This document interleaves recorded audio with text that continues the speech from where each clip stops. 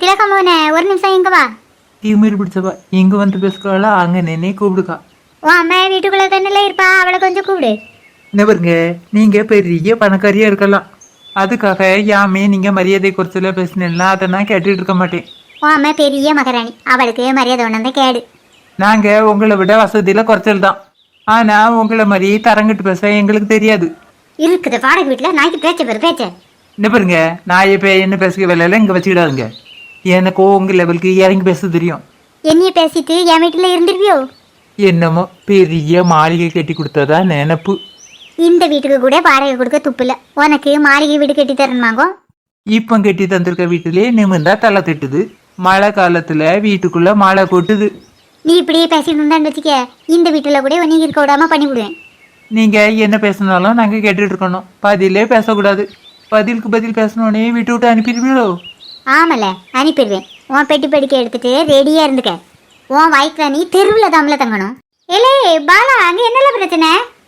பாட்டி ஒன்றும் இல்லை, நாங்கள் சும்மா பேசிட்டு இருக்கோம். நானே வாடகை வரலன்ட்டு இந்த கிளவி வேற. எந்த பெரிய ஆளையுமே மதிக்கிறது கிடையாது, என்ன பொம்பளையோ.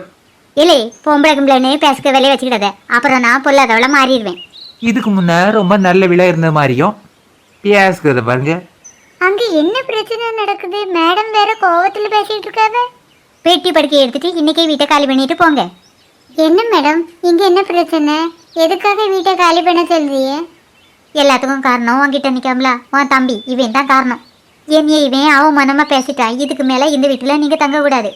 இவன் தெரியாம சின்ன பிள்ளைத்தனமா பேசிப்பான், மன்னிச்சிருங்க மேடம். என்னது சின்ன பிள்ளைத்தனமா பேசினானா? எரும மாடு மாதிரி வளர்ந்துருக்கா இவன், சின்ன பையனா? இந்த பொம்பளையே ஒழுங்கா பேச சொல்லுக்கா. நீ எதுவுமே பேசதில்ல, கொஞ்சம் அமைதியே இரு, நானே பேசிடுறேன். நபர் மல்லிகா, இதே போலதான் உன் தம்பி வந்த நேரத்துல இருந்து என்னைய மரியாதை குறைச்சல பேசிட்டு இருக்கான். என்னது மரியாதை குறைச்சலாம்? முதல்ல நான் பேசினேனா? நீங்க தான் வந்த நேரத்துல இருந்து எங்க அம்மையை பார்த்து மரியாதை குறைச்சல பேசுனீங்க. நபர் மல்லிகா, இதுக்கு மேல சரிபட்டு வராது, இன்னைக்கே வீட்டை காலி பண்ணுங்க. திடுத்து பண்ணி வீட்டை காலி பண்ண சொன்னா நாங்க எங்க மேடம் போறது? அத என்கிட்ட கேட்காத, இவ்வளவு நேரமா என்னைய அவமானமா பேசினாலா, இவன் கிட்ட கேளு. இவன் பேசுனது தப்பு தான் மேடம், இவனை மன்னிச்சிருங்களா? நீ எதுக்கு மல்லிகா என்கிட்ட மன்னிப்பு கேட்கணும்? என்ன அவ மரியாதையை பேசுனது இவன் தான் என்கிட்ட மன்னிப்பு கேட்கணும். உங்ககிட்ட நான் மன்னிப்பு கேட்கணுமா? அதுக்கு வேற ஆள பாருங்க. இல்ல பாலா, சொன்ன கிளம்பல, மன்னிப்பு கேட்டுறாமல, எனக்காக மன்னிப்பு கேளல. சரிக்கா, உனக்காக மன்னிப்பு கேட்கேன். ஆனா இவிய தான் முதல்ல அம்மைய மரியாதை குறைச்சல பேசினாவ. முதல்ல இவியில மன்னிப்பு கேட்க சொல்லு, அப்புறமா நான் மன்னிப்பு கேட்கேன். இல்ல உனக்கு என்ன கிறுக்க பிடிச்சிருக்கு?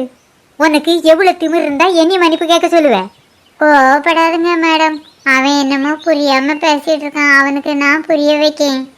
அவனா புரியாம பேசுறான்? அவன் எல்லாத்தையும் புரிஞ்சுதான் பேசிட்டு இருக்கான். நபர் மல்லிகா, இவன் பேசின பேச்சுக்கு இன்னைக்கே வீட்டை காலி பண்ண சொல்லியிருப்பேன். ஆனா இப்போ வா மூஞ்சிக்காக தான் ஒரு வாரம் டைம் தரேன், அதுக்குள்ள வீட்டை காலி பண்ணிருங்க. உனக்கு என்னை பத்தி நல்லா தெரியுங்களா, திரும்பி என்னைய இங்க வர வச்சிடாத ப்ளீஸ் மேடம், சொன்ன கேளுங்க மேடம்.